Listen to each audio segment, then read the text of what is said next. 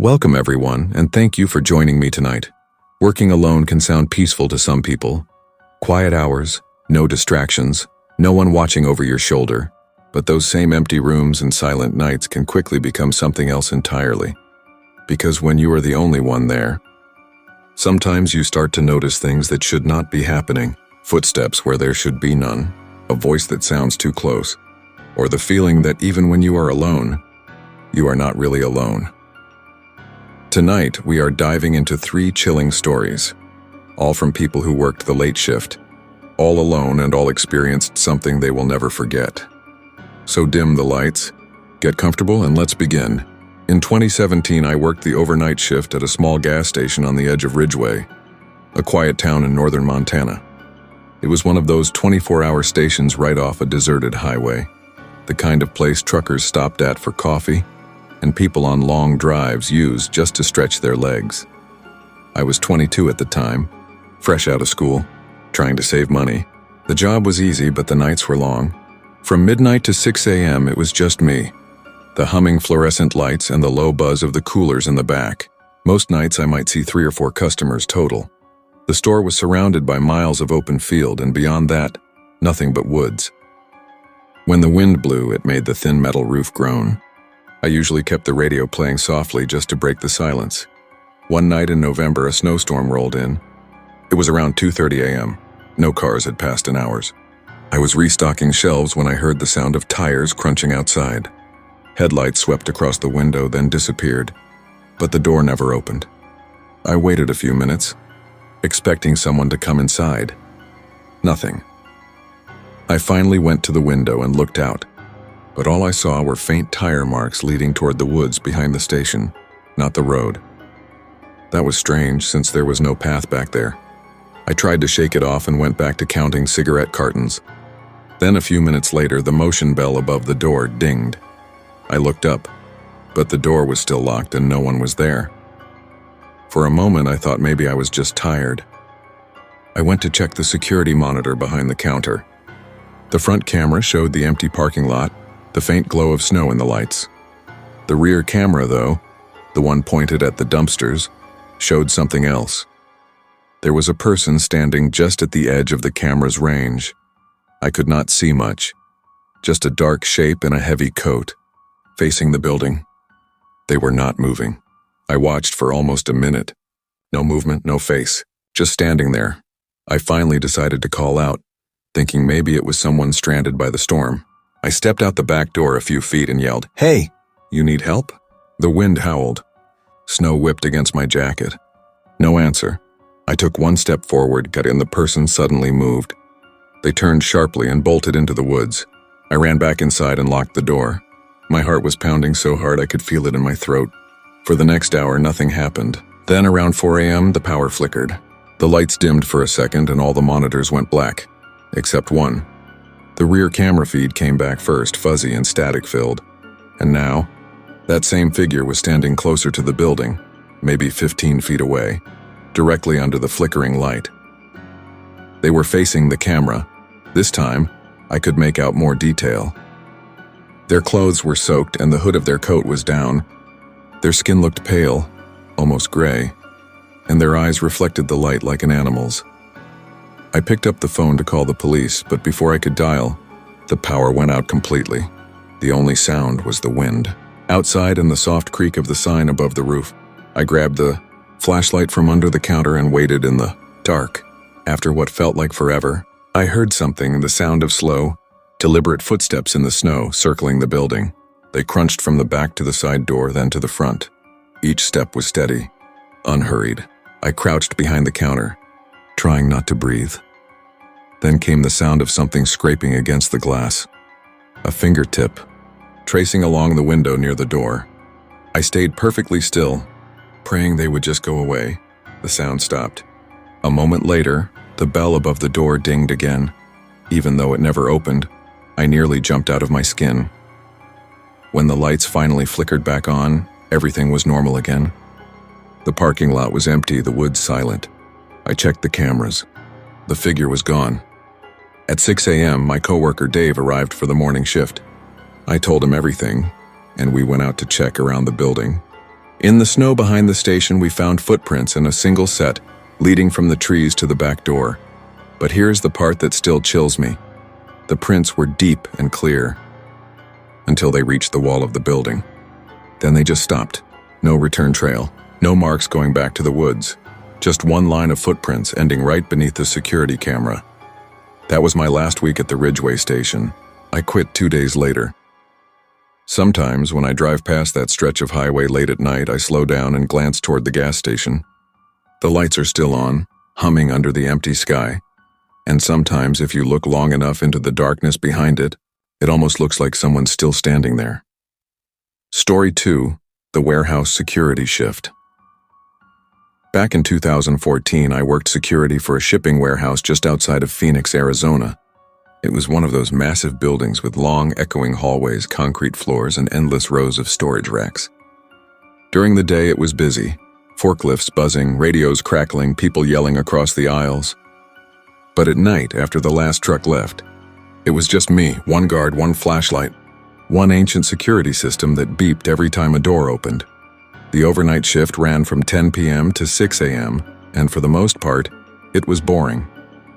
My job was to patrol the property every hour, check the loading bays, and monitor the cameras in the tiny office at the front of the building.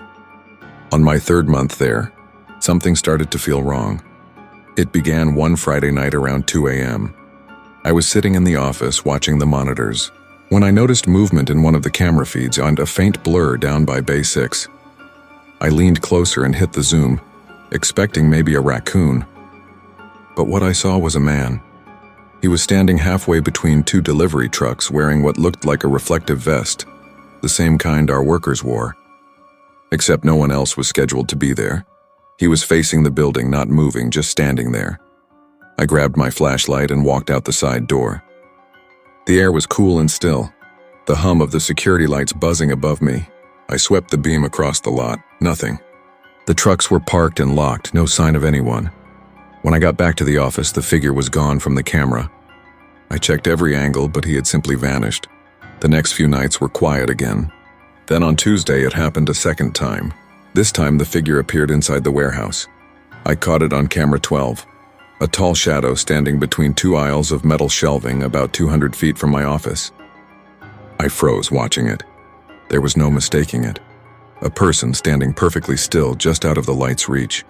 I grabbed my flashlight and started walking toward that section. The echo of my boots followed me down the empty aisle. When I reached the spot where the figure should have been, there was nothing. No footprints, no noise, just silence. When I turned around to head back, I noticed something strange on the floor. One of the small motion sensors had been ripped from the wall and was lying in the dust. That night, I checked every door and window twice. All locked.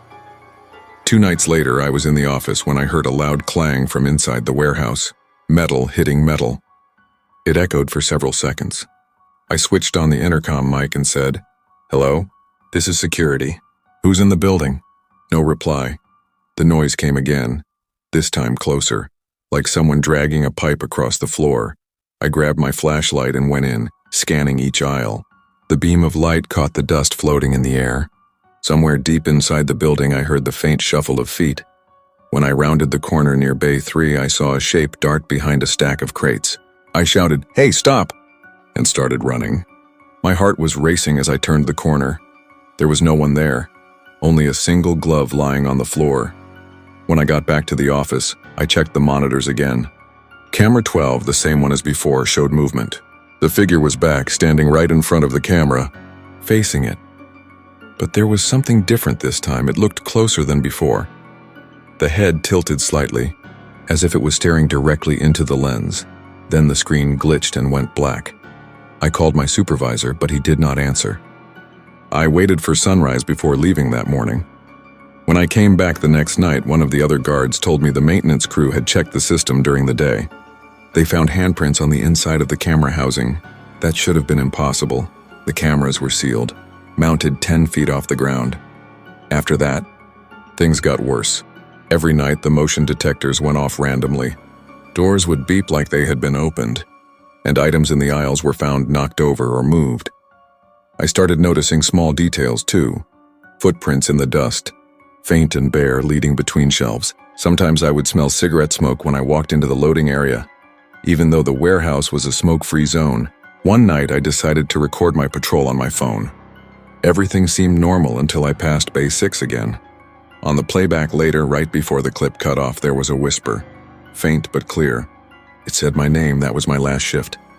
The next week, I quit without giving notice.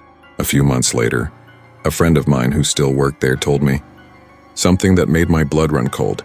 The man who used to work security before me, the one I replaced, had gone missing during his shift. They found his patrol belt and flashlight lying on the floor by Bay 6. They never found him. Sometimes I wonder if the figure on those cameras was him, still walking those aisles, still watching the night shift. And maybe if I had stayed one more week, I would have joined him. Story 3. The library after hours.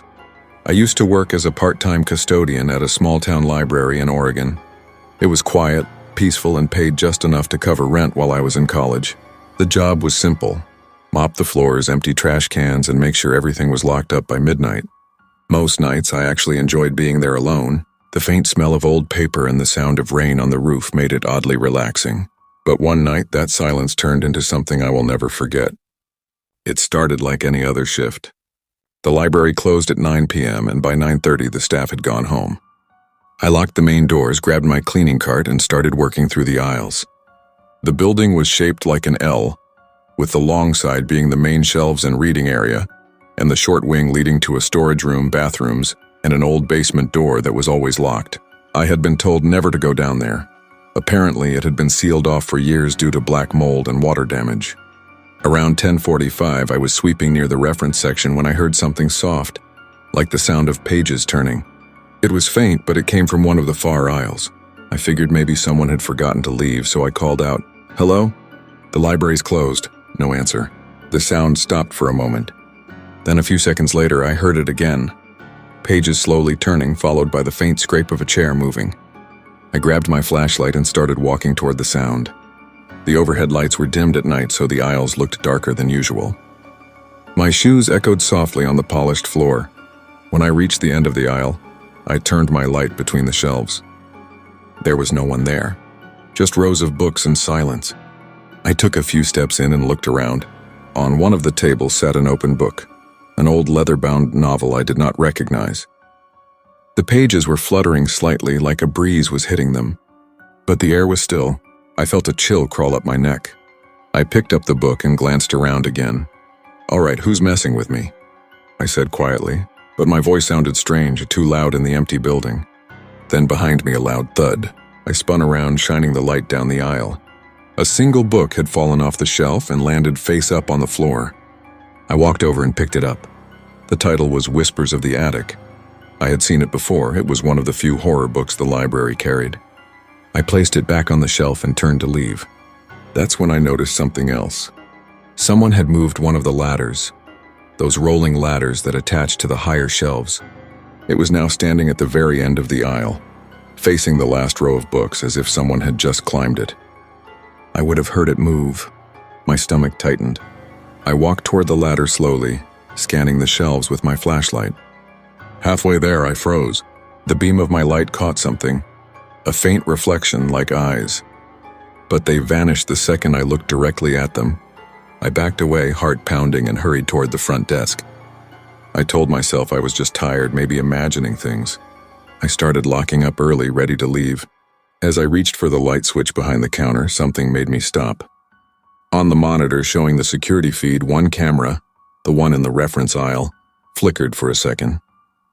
I watched closely, my finger hovering over the power switch. And that is when I saw it. Someone, Oni or something, is standing on the rolling ladder. A figure, completely still, looking down at the open book on the table. It was tall, thin, and its face. It was hard to see, but it looked blurred, like the camera could not focus on it. Then the screen went black. The power cut out for about 2 seconds. When the lights came back on, the feed was normal again. The aisle was empty. I did not bother to check. I grabbed my things, locked the doors, and left. The next morning, I came in to explain what happened to my supervisor. He said he would review the footage, but when he pulled up the security logs, that camera had gone completely blank from 10:47 to 11:03, just static. He laughed it off, said it was probably a glitch from the storm outside. But before I left, I noticed something on the front desk, that same old book, Whispers of the Attic. It was open to the very last page. And written there in faded ink were the words, "Do not close the library." I left that job 2 days later. Sometimes when I drive by the building at night, I can still see the faint light glowing in the reference section window, long after everyone is gone. And that is when I realized, someone is still reading. Thank you for watching tonight's video. Working alone can sound peaceful, but as you just heard, the silence can hide things we are never meant to see. Whether it is an empty hallway, a voice that should not exist, or something watching from the shadows, there is always a moment when the calm turns into fear. If you have ever worked a late shift, or spent hours alone somewhere that made your skin crawl, share your experience in the comments below. You might find you were not as alone as you thought. Do not forget to like the video, subscribe, and turn on the bell so you do not miss the next set of true horror stories. Until next time, stay safe out there.